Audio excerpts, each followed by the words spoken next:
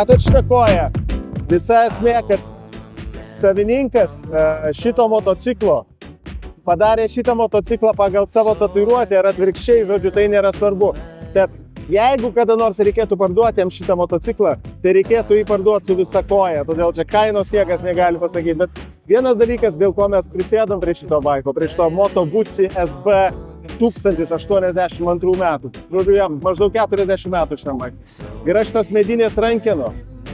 Guma yra gerai, net ir gyvenime guma yra neblogai, žinot, bet visa esmė, kad čia yra kažkas išskirtinio. Nedaug kur mačiau, kad rankenos būtų medinės, o šitos konkrečiai yra iš alyvmedžio.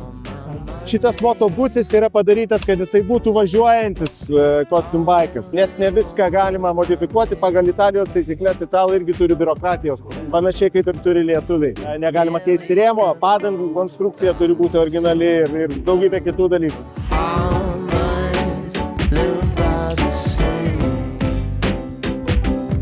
Jeigu reikėtų kažką įsivežti iš tos parodos, tai aš įsivešiau šitą Moto Guzzi vis dėlto.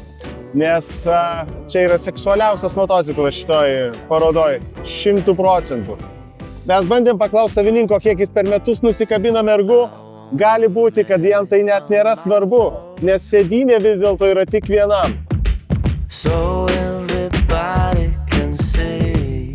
My name is Filippo. I built this motorcycle.